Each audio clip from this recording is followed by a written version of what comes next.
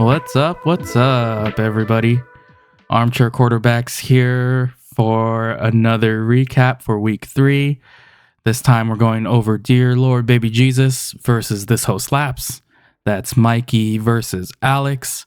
Mikey over here with 66.1 and Alex over here with 100.16.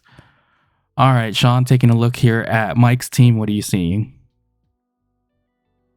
Let's see. Looking at Mikey's team here, so he still has the Jalen Hurts and Devontae Smith stack, which should be pretty solid. It's actually close right now for the live projections. 161, 100.61, 116. So, like literally right dead on. And those are his only two players left too. So, assuming let's say Jalen Hurts gets 20 points, Devontae Smith 15. We're looking at 35. That's enough for the win right there. Yep. 20 and 15. So that's pretty doable. It looks really good. If I was Mikey's spot, I'd be pretty excited. DJ Moore, actually, that's not bad. 11 points considering what a blowout the game was. Yeah, how bad that game script went too. It was a horrible game. I mean, not just a game script, because I mean negative would have been great already. But Justin Fields is just so bad. He is just, I mean, I was looking on Reddit and seeing people saying, should they drop Justin Fields already? Mm-hmm. So if it wasn't for that one last touchdown, if you had Fields, you would have really had a bad game there. So DJ Moore actually gets saved with a touchdown there. CMC, 20 points. We say that like we're spoiled. Was it Mike Wright saying he wanted more? He was super greedy for more points last week, and Jason and Andy were just like, yeah, CMC. If you're a CMC owner, you know that you could have more than 20 points. 20 points is kind of safe for you. Yeah.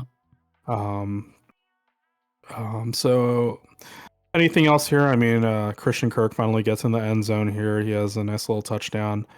But looking at the rest of Mike's team here, I mean, the only players I'm excited for are Jalen Hurts, Devontae Smith, and CMC. So, Mikey, if you're watching this, you got to work on some of your depth here. Maybe work on some upside. So start either grinding the waiver wire or maybe put in a couple trade offers. I mean, he has been trying to grind on the waiver wire here and there. I did see he picked up Tony Jones Jr., which coming into this week, that was a good pickup. Definitely. Yeah, it's rough out there right now, you know. Looking at the CMC thing, he, like you were saying, we expect more, and he sat, I think it was like the rest, I think it was the whole fourth quarter or half of it, something like that. You know, they pulled starters. Yeah. So you can't blame him there. He got those 20 points in like the first 3 quarters basically. Yeah. But yeah, pretty much AJ Dillon, you hate to see how inefficient he's been. That was really weird. I mean, just for how long we've seen AJ Dillon as, you know, like a top priority for handcuffs. And yeah, I mean, I think that's more so a thing of just the Packers. They have a different view on how they're playing their offense. You know, they implemented a new offensive system, and I don't think it's working out. Yeah, so I think that's pretty much where we're at with the Packers. Hunter Henry, this was the first letdown game of the season so far, but looking at his target share, he's still getting in the upper target share for a tight end. He had 5 targets today, so that's what you want to see still. I think he'll be okay. Mike did have a couple players on the bench here, but most of them didn't really pan out very well. The only one really that panned out better for him was Pat Freiermuth, but that was a game script where the Steelers had to throw. I might actually still start Freiermuth over Hunter Henry, actually. Just because at least Kenny Pickett, he's airing it out. Yeah. We really don't see Mac Jones in New England air it out, and we know that Bill Belichick is pretty safe, pretty boring when it comes to his play. So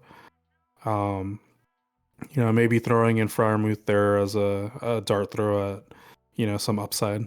Yeah, I agree. So moving on, looking over at Alex's team, he had Tyreek Hill go off for 28 points, but so far, at least this year, that's not really anything new. It looks like that might be his average. Week 1, 41 points. Week 2, 12.5 points. Week 3, 28 points. So roughly between 20 and 25 might be Tyreek Hill's average this year. Madison finally had a good game. 15 points there. He had 93 rushing yards and 32 receiving yards. That's pretty good for him. And then Derrick Henry, unfortunately, had a really not so great game. He only had 20 rushing yards. Wow. That's ridiculous. The interesting thing is, I know a lot of people were afraid to draft Derrick Henry. At least a lot of the professional analysts. Yeah. There's that really huge push during the offseason of, is he going to hit the running back age cliff? Was he going to fall off a cliff? Or are we going to see his decline? I don't know if it's so much his decline as maybe poor play from Ryan Tannehill. Maybe just game script. Like, you look at this 3-27, so he was game scripted out of this maybe.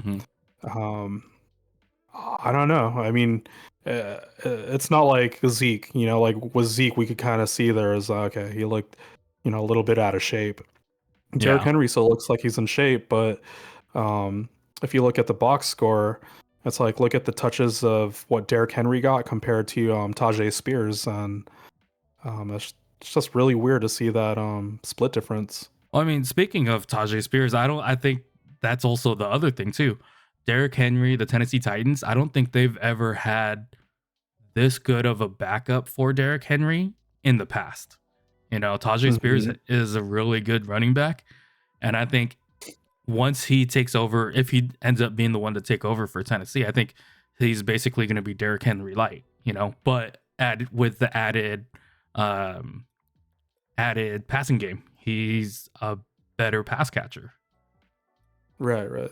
So I don't know. I agree, though. It's very interesting to see.